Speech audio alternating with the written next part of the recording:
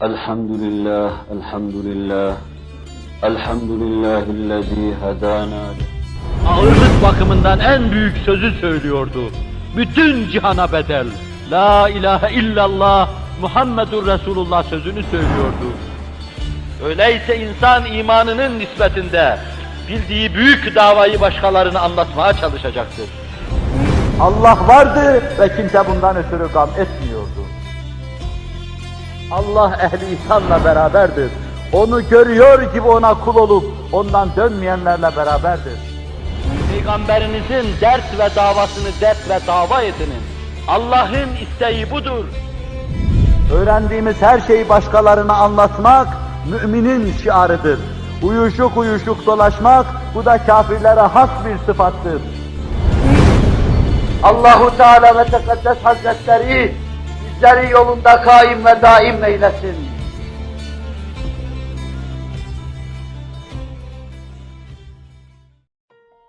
Muhterem Müslümanlar, duyduğumuz büyük hakikati duyurma vazifesiyle mükellef bulunuyoruz. Tadıp tatmin olduğumuz şeyleri başkalara ulaştırma vazifesiyle vazifeli bulunuyoruz. Dışarıya çıkıp şualarından istifade ettiğimiz, sırtımızı ısıttığımız güneşe başkalarının elinden tutup başkalarını ona ulaştırmak bir vazifedir. İnsanlık vazifesi, Müslüman olma vazifesidir. Herkes hak, hakikat adına, Kur'an adına, İslam adına duyduğu şeyleri ona muhtaç gönüllere ulaştırma mecburiyet ve mükellefiyeti altındadır. Dinlediniz, duydunuz, tereddüdünüzü izale ettiniz veya etmediniz. Bir fikir aldınız, bir yolun erkanını öğrendiniz. İşte o yolun erkanını başkalarına götürmek sizin için Allah tarafından yüklenilmiş, üzerinize tahmil edilmiş bir insani vazifedir.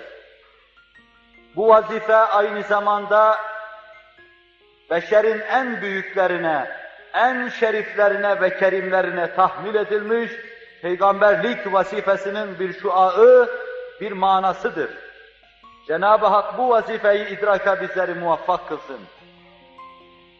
Dinlemenin, bazı şeyleri bellemenin neticesi insanlar tarafından elde edilmezse, davranışlarımız bizi bir neticeye götürmezse, işlerimizde bir neticeyi elde etme planı yok ise şayet, abes iş yapıyoruz demektir.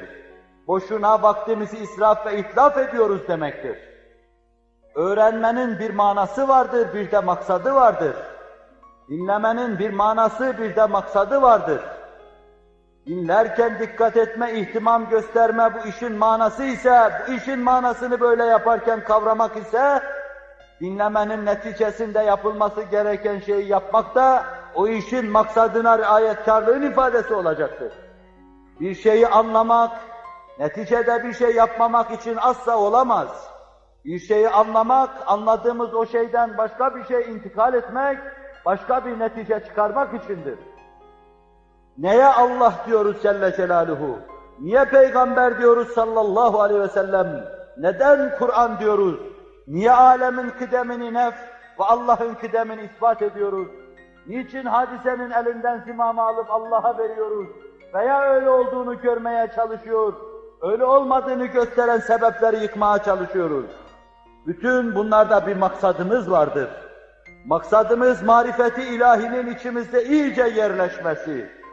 O nura muhtaç olanların kalbini ziyaya kavuşturması, maksadımız inşallahü teala bu olsun. Biz bu maksat istikametinde dinler, bu maksat istikametinde anlarsak, Cenab-ı Vacib-ül Vücud ve Tekaddes Hazretleri bizi muvaffak edecek ve neticeye erdirecektir. Bu onun kanunudur. Biz de rahmetinden umuyor ve dileniyoruz. Lütfetsin bize. Resul-i Ekrem aleyhissalatu vesselam Cenab-ı Vacib-ül Vücud ve Tekaddes Hazretlerini anladıktan, kainattan aldığı dersi itmam ettikten, Kur'an'la o dersin şerhine ulaştıktan sonra bir kor haline gelmişti, artık yerinde duramıyordu. Sağda Allah diyordu, solda Allah diyordu, başa gelecek binlerce mesaib ve devahi altında durmadan Allah diyordu. Her mevizenin sonunda bu hususla alakalı bir şey arz edeceğim için, ona ait hususları inşallahü teala ileride arz etme sözünü vererek, onun devrinde cereyan eden bir vaka ile meseleyi bitireyim. Ondan hakikat dersini alan her fertte ateşten bir parça haline ıstıraplı, binlerce çilekeş, Allah Resulü'nün devrinde her birisi başka bir vadide Allah diyordu, Resulullah diyordu, katlanmaya karar vermişler. İlk inananlardan Yasir ailesini görüyoruz. Nura gelmiş, nura bende olmuş, nurun etrafında dönmeye başlamış. Ve o zaman karşısına engeller çıkmış. İnsanlar sapık yollarında gider, İslam'ın yüzünün akı bir kadındır. İslam'ın ilk şehide kadınıdır. Ve ondan yine yüz akı bir evlat olmuştur. Hazreti Ali'nin önünde şehit olan Ammar, büyük Ammar, Ammar İbni Yasir. Üçlü bu aile Allah Resulü'nden hakikat dersini aldıktan sonra o şem'a pervane kesilmiş ateşin etrafında dönmektedirler. Ara sıra bela ve musibet adına çarptıkları ateş onları yaksa bile tahammüle ve dayanmaya karar vermişlerdir. Fakat insanın bir takatı vardır. Bu bir noktaya gelir ki artık insan ona dayanamaz hale gelir. İşte bunlara yapılan işkenceler de takat getiremeyecekleri had safhaya gelince Allah Resulü yanlarından geçiyordu. Yasir eli ayağı başı kaynayan sulara sokuluyordu. Yasir ayağına ip takılıp sürükleniyordu. Kadına utanmadan aynı şeyleri yapıyorlardı. Aynı işkenceye maruz bırakıyorlardı. Delikanlı Ammar'a aynı şeyleri yapıyorlardı. İşkence had safhaya gelince Resul-i Ekrem oradan geçerken Yasir dayanamadı, ya Resulallah dedi. Bir medet bekliyordu. Ellerini kaldırsın, göklere doğru bir dua etsin, Allah'tan bir şeyler dilesin, şu işkence edenlerin Allah belasını versin, belki bunları bekliyordu. Allah Resulü sabren ya ale Yasir diyordu, sabır Ali Yasir diyordu. Ama sabrın bir haddi hududu vardı. Dayanabilecekler miydi acaba ondan ötesine? Dayanmaya karar vermişlerdi. İşkencenin, cehennemin içinde, ıstırabın içinde tebessümle kendilerine bakıyor, dayanmaya karar veriyorlar. Bir iki gün sonra Yasir öldürülüyordu. Hanımının gözünün önünde akla gelmedik işkence çeşitlerine maruz bırakılarak öldürülüyordu. Kadın sarsılmıyor. Kur'an'dan 3-5 ayet nazil olmuş. 3-5 ayetle hakiki imanı elde etmiş. 3-5 ayetle Allah'a dönmüş fakat bir daha geriye dönüp döneklik yapmamak için her şeye katlanmaya karar vermiş. Erkekleri geride bırakan mert bir kadın. Başı sıcak suyun içine sokulduğu zaman saçları dökülüyor, cascavlak bir baş dışarıya çıkıyor. Ama siz görün ki büyük kadın yine la ilahe illallah Muhammedur Resulullah diyor. Vücuduna saplanan şeyler adeta onu konuşturuyor. O durmadan Allah diyor. İşkencesi ve öldürülmesi mevzuunda bize çeşitli rivayetler anlatıyorlar. Anlatılan rivayetlerin hepsi korkunçtur. Hayvanların üzerine bağlama, ayaklarını gerdirme şeklinde işkencelerden bahsediyor. Böyle öldürdüklerini söylüyorlar. Ebu Cehil'in onun mübarek sinesine bir mızrak sapladığını söylüyorlar. Ve başının kaynayan suya sokulup, yüzünün etleri döküldükten sonra dayanamayıp öldüğünü söylüyorlar. Hangi şıkta olursa olsun, yüzünün etleri dökülmüş kadını, ayakları ortadan kopmuş, yırtılmış kadını ve sinesine saplanmış mızrak altında yerde yatan kadını gönlünden gele gele la ilahe illallah Muhammedur Resulullah derken görüyoruz. وَالَّذ۪ينَ جَاهَدُوا ف۪ينَا لَنَهْدِيَنَّهُمْ سُبُلَنَا وَاِنَّ اللّٰهَ لَمَعَ الْمُحْسِنِينَ Allah ehli ihsanla beraberdir.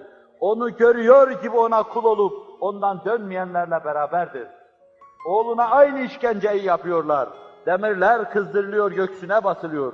Ama bir dağ gibi yerinde sebat ediyor. Dilinin ucuyla ondan döndüm diye söylediği bir sözden ötürü kim bilir nasıl ciddi bir nedamet hissiyle huzuru Risalet Penahi'ye geliyor. Ağlıyor, mahvoldum ya Resulallah diyor. Öylesine Allah'a, öylesine Resulullah'a bağlı bir cemaat, inandığını yaşama, başkalarına yaşatma, başkalarına anlatma uğrunda her türlü mahalike, her türlü tehlikeye göğüs germiş, iktiham etmiş bir cemaattir. 20. asrın bütün taşkınlığı, dalaleti, tuğyanı ve küfrü karşısında sahabinin arkasında saflaşacak cemaat aynı şeyleri duyar, aynı şeyleri yaşar, aynı hava içinde Allah'ın tevfik ve inayetiyle dayanırsa ona da sahabiye doğan günler doğacak. Baharı cennetin günlerinden daha aydın olacak. Kabri dünyasından daha aydın olacak. Allah'ın inayetini, lütfunu kendisiyle beraber bulacaktır. Allah kasemle bize anlatıyor. Onlar ki benim yolumda cihad ederler. Ben onları çeşitli yollardan yürütür, çeşitli yollara hidayet eder. Neticede lütfuma, hidayetime erdirir. Kendime erdiririm diyor. Unutmasınlar Allah ehli ihsanla beraberdir.